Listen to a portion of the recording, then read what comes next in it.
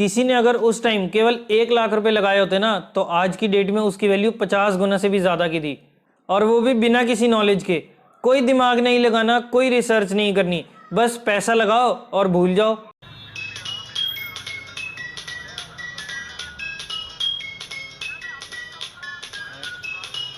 क्या आपको पता है कि आप बिना दिमाग लगाए, मतलब बिल्कुल जीरो नॉलेज के साथ भी शेयर मार्केट से तगड़े रिटर्न्स कमा सकते हो?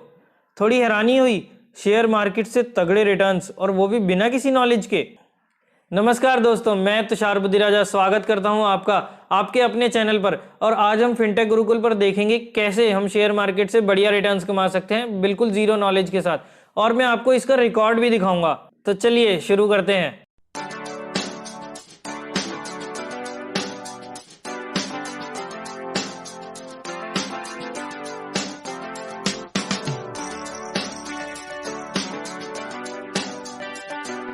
आज की वीडियो में हम देखेंगे एशिया के ओल्डेस्ट स्टॉक एक्सचेंज बीएससी के इंडेक्स सेंसेक्स की जर्नी, और उसमें देखेंगे क्या उसके उतार चढ़ाव रहे और उसकी कहानी को भी। बीएससी यानी कि बॉम्बे स्टॉक एक्सचेंज तो 1875 में इस्टेब्लिश हुआ था, लेकिन सेंसेक्स 1986 में इस्टेब्लिश हुआ था with a base value of 100 rupees, और 3 जनवरी 1986 को इसका रेट था 561, और तब से अब तक आप देख सकते हैं कि कहां से कहां पहुंच गया। सेंसेक्स एक ग्रुप है टॉप 30 कंपनीज का अकॉर्डिंग टू मार्केट कैपिटल, जैसे रिलायंस, टीसीएस, एचडीएफसी डुओ हो गए, और भी बहुत बड़ी बड़ी कंपनीज। 1990 में सेंसेक्स पहली बार 4 डिजिट्स में आया था, यानी कि उस टाइम पहली बार सेंसेक्स 1000 के लेवल को क्रॉस किया था। किसी ने अगर उस टाइम केवल 1 लाख रुपए लगाए होते ना, तो आज की डेट में उसकी वैल्यू 50 गुना से भी ज़्यादा की थी, और वो भी बिना किसी नॉलेज के। कोई दिमाग नहीं लगाना, कोई रिसर्च नहीं करनी, बस पैसा लगाओ और भूल जाओ। भूल जाओ इसलिए क्योंकि चाहे जितनी मर्जी नई कंपनीज आए या फिर पुरानी कंपनीज बंद होकर चली जाएं, बट सेंसेक्स कभी भी खत्म नहीं होगा। कोई कंपनी बेकार परफॉर्म करेगी तो उसे निकाल देते हैं, और दूसरी कंपनी जो बढ़िया परफॉर्म कर रही होती है वो सेंसेक्स का पार्ट बन जाती है। तो इस तरह से सेंसेक्स काम करता है, और इस तरह से बिना नॉलेज के एफडी से भी कई ज़्यादा बेटर रिटर्न्स कमा सकते हैं। और वैसे भी एफडी वर्स्ट इन्वेस्टमेंट ऑप्शन क्यों है, इसके बारे में आपको इस वीडियो में मिल जाएगा। क्या है टैक्स रिटर्न्स, क्या है एफडी के बेनिफिट्स, और भी बहुत सी बातें हैं जो आपको जाननी ज़रूरी हैं किसी भी एफडी में इन्वेस्ट करने से पहले। तो इस वीडियो के बाद आपको अपने आप पता चल जाएगा कि आपको एफडी में इन्वेस्टमेंट करनी चाहिए या नहीं करनी चाहिए, और अगर करनी भी चाहिए तो कितने टाइम पीरियड के लिए। काफ़ी सारे उतार चढ़ाव, बहुत सारे स्कैम होने के बाद, और भी अदर फैक्टर्स के बाद भी मार्केट आज कहां से कहां है वो आप खुद ही देख सकते हैं। सेंसेक्स ने हाल ही में 50,000 का लेवल पार किया है, और ये कौन सा यहीं रुकने वाला है। बस आपको सब्र रखना है और बिना दिमाग लगाए, बिना सिर खपाई करे हर साल अगर 15 से 18% का रिटर्न ऑन एन एवरेज मिल जाए तो क्या बुरा है। बट ऐसा रिटर्न कमाने के लिए आपको शेयर मार्केट में इन्वेस्टमेंट करनी ज़रूरी है, और शेयर मार्केट कोई बैंक की एफडी की तरह नहीं है कि गए अपना जमा करवाए और अपना काम हो गया। इसके लिए आपको डीमैट अकाउंट चाहिए, और डीमैट अकाउंट कहाँ खोलें? देश के सबसे बड़े full service broker angel broking के साथ आप अपना अकाउंट खोल सकते हैं। इसमें ना तो कोई डिलीवरी पर चार्ज है, और पहले साल की एनुअल मेंटेनेंस भी नहीं है। सो ऐसे मौके का जल्दी फायदा उठाएं। और अगर बिना नॉलेज के भी आप पैसा कमाना चाहते हैं तो सेंसेक्स या निफ्टी जैसे ईटीएफ्स काफ़ी सारे मिल जाएंगे अलग अलग कंपनीज के। सो उसमें बिना दिमाग लगाए, बिना किसी नॉलेज के, बिना रिसर्च करे आप उनमें इन्वेस्ट करें, और अपना 15 से 18% तक का रिटर्न एनुअल बेसिस पर कमा सकते हैं। चलिए अब देखते हैं कुछ इंपॉर्टेंट इवेंट्स जो सेंसेक्स की जर्नी में आए, जिसकी वजह से इसमें काफ़ी उतार चढ़ाव देखने को मिला। राजीव गांधी की डेथ, और मनमोहन सिंह जी ने जब न्यू इकोनॉमिक पॉलिसीज अनाउंस की थी उसके बाद मार्केट बहुत ही ऊपर गई थी, लेकिन अगले ही साल आया हर्षद मेहता स्कैम 1992, जिसके बाद मार्केट लगभग 4,500 पॉइंट से ऑलमोस्ट 2,000 पॉइंट तक आ गई थी। 50% से भी ज़्यादा की गिरावट, और इसी बीच हुआ था मुंबई में बीएससी में ब्लास्ट, जिसकी वजह से गिरावट और बढ़ी। और ऐसी ही गिरावट के पॉइंट्स होते हैं जहां पर हमें ज़्यादा से ज़्यादा इन्वेस्टमेंट करनी चाहिए।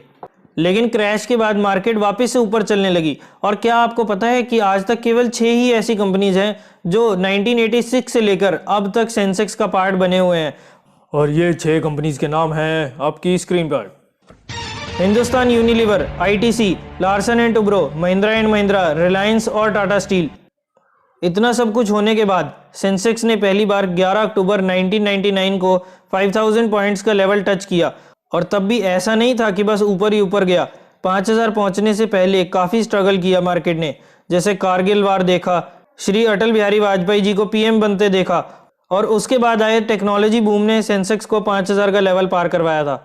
उसके बाद Ketan Parekh scam, Gujarat earthquake, Indian parliament पर अटैक की वजह से मार्केट एक बार फिर से नीचे की तरफ लुढ़कने लगी, और यूएस में टेररिस्ट अटैक से मार्केट पूरी तरह हिल गई थी और एक बार फिर से 3000 के लेवल के भी नीचे गिर गई थी। 2004 में एनडीए हारी और यूपीए की जीत के साथ मनमोहन सिंह जी प्राइम मिनिस्टर बने और दोबारा से सेंसेक्स ने 5000 का लेवल पार किया, और देखते ही देखते 6 फरवरी 2006 को 10,000 का लेवल, और उसके एक साल में ही 29 फरवरी 2007 को 20,000 का लेवल पार किया। जब मार्केट रिटर्न देने पर आती है ना, तब लोग सोचते ही रह जाते हैं और मार्केट देकर निकल जाती है। इसका फ़ायदा केवल वो लोग उठा सकते हैं जो मार्केट के साथ बने रहते हैं, और जो लोग केवल ये सोचते रहते हैं कि जब गिरेगी ना मार्केट तब लूँगा, उनकी एंट्री कभी नहीं हो पाती। अच्छा, अब आप मुझे एक बात बताइए, जब मार्केट 5000 से 10,000 पॉइंट्स तक आई, तो जिन लोगों ने सोचा कि जब गिरेगी तब लगाऊंगा, फिर मार्केट वहाँ से ऊपर जाती गई और 15,000 20,000 तक गई, और 20,000 से 15,000 आ भी गई, तो क्या ही फ़ायदा। इसलिए मार्केट के साथ बने रहना चाहिए। 2007 में इतना भागने के बाद आया 2008 का ग्लोबल क्राइसिस, जिसके बाद मार्केट 50% से भी ज़्यादा टूटी, और इसी दौरान सत्यम का स्कैम आया जो आईटी सेक्टर के लिए काफ़ी बड़ा झटका था। 2008 के बाद क्या टर्न अराउंड आया है मार्केट में। कॉमनवेल्थ गेम्स और नरेंद्र मोदी एज पीएम ने मार्केट को काफ़ी बढ़िया बूम दिया। हालांकि डीमोनेटाइजेशन और जीएसटी से थोड़ी सी करेक्शन दिखाई, बट मार्केट कहाँ रुकने वाली थी और 30,000 40,000 के लेवल्स को थोड़े ही टाइम में छू गया। फिर आया पेंडेमिक, जिससे अभी तक हम सब भुगत रहे हैं, और ये क्रैश मेरी शेयर मार्केट लाइफ का पहला क्रैश था जब मैंने कोई इतना बड़ा क्रैश देखा, और मार्केट 42,000 पॉइंट से 24 मार्च 2020 को 25,000 के लेवल्स तक आ गिरी, और उस टाइम तो हमने निफ्टी में सर्किट लगते हुए भी देखा था, जिसकी वजह से मार्केट में कुछ टाइम के लिए ट्रेडिंग बंद भी करनी पड़ी थी। और फिर उसके बाद आई वी शेप रिकवरी, और एक ही साल में सेंसेक्स 25,000 से 50,000 हो गया। तो ये थी दोस्तों सेंसेक्स की जर्नी, और ये जर्नी अभी भी यहाँ नहीं रुकने वाली। सेंसेक्स का अगला टारगेट होगा 1 लाख का, और ये देखना इंटरेस्टिंग होगा कि ये टारगेट हमें कितनी जल्दी देखने को मिलता है। उम्मीद है कि शायद 2025 तक हमें ये लेवल्स देखने को मिल जाए। वीडियो अच्छी लगी तो इसे लाइक ज़रूर कीजिए, और इस वीडियो को शेयर करने से ज़्यादा लोग मोटिवेट होंगे और शेयर मार्केट में एंटर करेंगे और अपनी अच्छे तरीके से इन्वेस्टमेंट भी चालू करेंगे। और अगर अभी तक आपने चैनल को सब्सक्राइब नहीं किया तो और भी इंटरेस्टिंग वीडियोस पाने के लिए चैनल को जल्दी से जल्दी सब्सक्राइब कीजिए, और साथ ही में बने बेल आइकन को भी प्रेस करें ताकि हर नई वीडियो की नोटिफिकेशन आप तक सबसे पहले पहुंच जाए। सो मिलते हैं दोस्तों नेक्स्ट वीडियो में कुछ और इंपॉर्टेंट, कुछ और नॉलेजेबल टॉपिक्स के साथ। तब तक के लिए मैं तुषार बुद्धिराजा आपसे लेता हूं इजाजत। Bye bye and take care.